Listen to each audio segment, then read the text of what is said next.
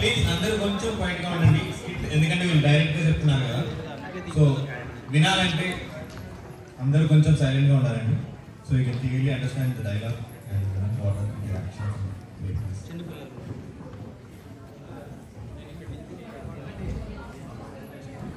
Okay, I'm talking the pin now.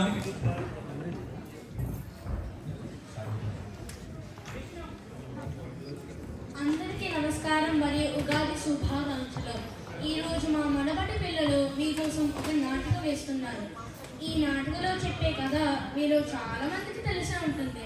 Paramanandayya గారి గురించి ఎంతమందికి తెలుసో చేయకండి. ఓ, చాలా మందికి తెలుసు. పరమానందయ్య శిష్యులు చాలా అమాయకులు, చాలా బుద్ధిహీనులు అని అనుకుంటున్నాను. కానీ వాళ్ళు ఎలా అయ్యారో తెలిసి ఉండదు. అందుకే ఈ కథ వినండి. దేవలోకంలో ఒక రోజు 12 మంది మునులు ఒక ఉద్యానవనం పక్క నుంచి మాట్లాడుకుంటూ వెళ్తున్నారు. ఆ సమయంలో ఒక కొలనులో ఒక దేవకన్య స్నానం చేస్తూ ఉంటుంది. ఆ మునులు మాట్లాడుకున్న చెప్పుడు విని తనని చూసారని అనుకుని గట్టిగా కోపంతో మీరందరూ అమాయకులుగా అవ్వండి అని శాపం ఇచ్చింది. ఆ శాపం వల్ల అందరూ భూలోకంలోకి వెళ్ళి మూర్ఖులుగా పుడతారు.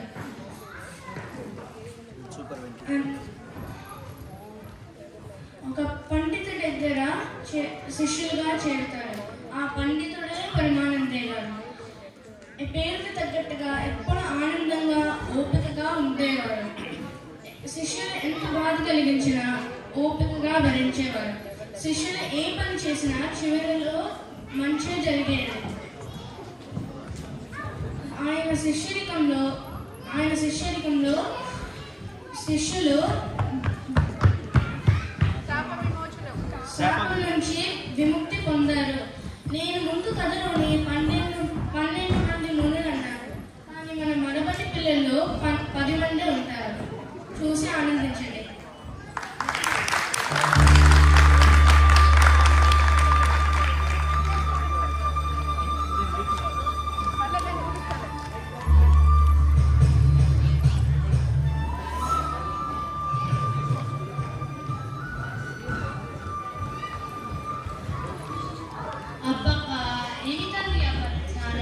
ఒకసారి ఆ పంచాంగం పక్కన పెట్టిన మాట వినండి. ఏమిటో చెప్పబోయి, నాకు అవతల చాలా పనుంది. ఎక్కడా మీ శిష్యులు అసలు సందడే లేదు. ఓ, వాళ్ళు ఇప్పటి వరకు ఇక్కడే ఉన్నారు. ఎంత ఏమయ్యారు? ఇంట్లో కొద్దిగా వంట జరగలేదు. కాస్త మీ శిష్యులని తీసుకురామనండి. ఒరే అశ్విని, భరణి, కృతిక, రోహిణి, మీరందరూ ఒకసారి రాలండి.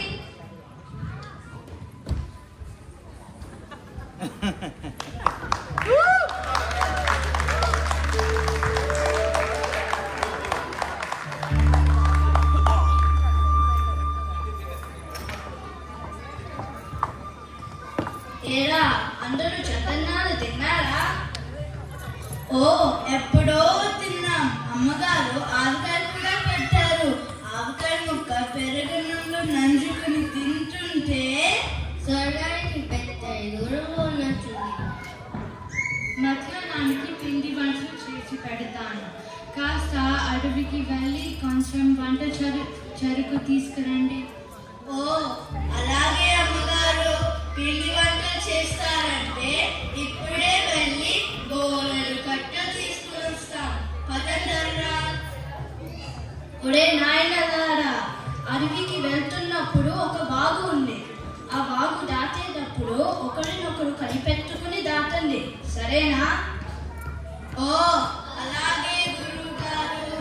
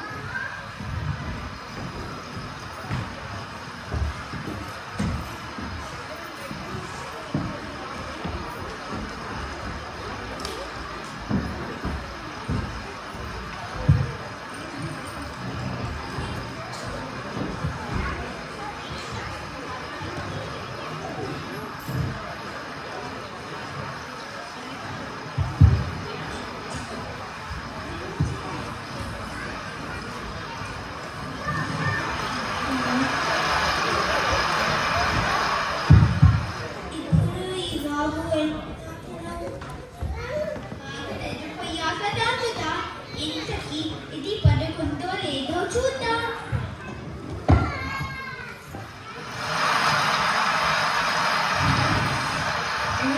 ఇంకా లేచి ఉన్నట్టుందిరా, కొద్దిసేపు తర్వాత చూద్దాం.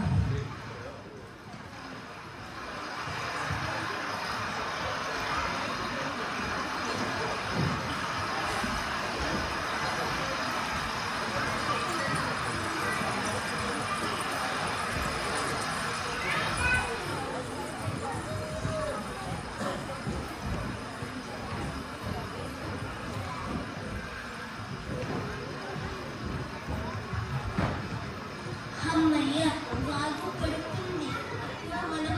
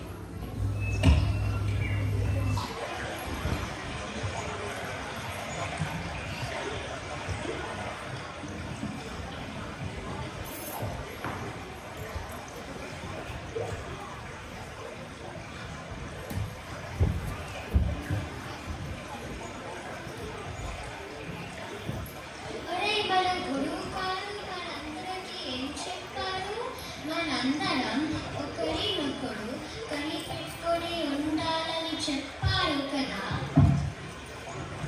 అవును, మనం 10 మందిని ఉన్నామో లేదో, అందుకని అనుమానం లేకుండా లెక్క పెట్టుకుందాం.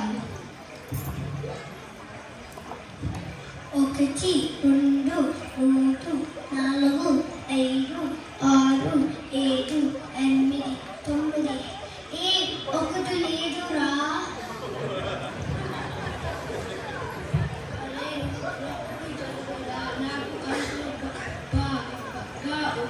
నేను లెక్క పెడతాను. ఆ లెక్కలు నాకు వచ్చు, నువ్వు జరుగు, నీ లెక్క పెడతాను. అందరూ వరుసగా నిలబడండి. 1 2 3 4 5 6 7 8 9. ఇదేంట్రా, మనం 10 మంది సూత్రం అని అమ్మగారు ఎప్పుడూ కేకలేస్తూ ఉంటారు. ఇంకొకడు ఏమైనాడు? నువ్వు జరుగు, నేను లెక్క పెడతాను. 1 2 3 4 5 6 7 8 9. అమ్మో, మనలో ఒకటి బాగా మింగేసినట్టుందిరా. 1 2 3 4 5 6 7 8 9. అయ్యో, ఇప్పుడే వెళ్ళి గురువు గారికి చెప్పుకుందాం.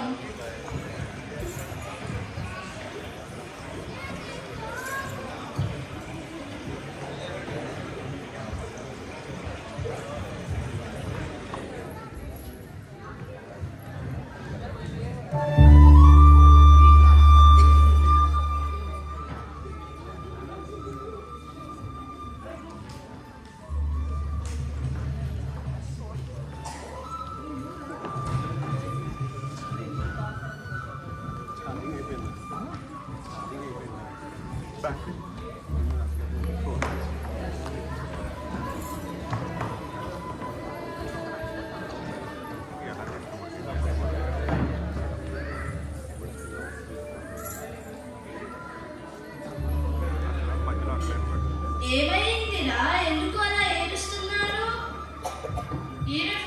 ఏడవకుండా ఏం జరిగిందో చెప్పండిరా.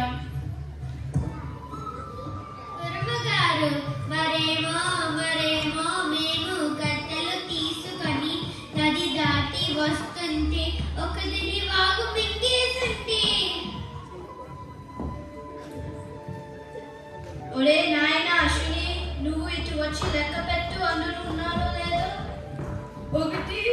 2 3 4 5 6 7 8 9. మరి నీ అమాయకత్వాన్ని ఆపుతీనేయా. ఒరే అమాయకులారా, మిమ్మల్ని మీరు లెక్క పెట్టుకున్నారా? ఏది ఒకసారి మళ్ళీ లెక్క పెట్టండి. ఈసారి నీతో మొదలు పెట్టండి. భరణి ముందుకొచ్చి లెక్క పెట్టు. 1 2 3 4 5 6 7 8 9 10. అమ్మయ్య, అందరూ ఉన్నారురా.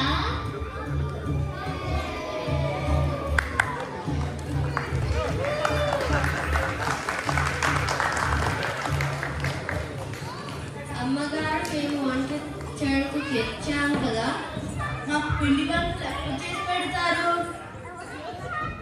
మీరు వెళ్ళిపోయిన తర్వాత తెలుగు స్కాట్లాండ్ తెలుగు సంఘం వారు వచ్చి మనందరినీ ఉగాది సంబరాలకి పిలిచారు.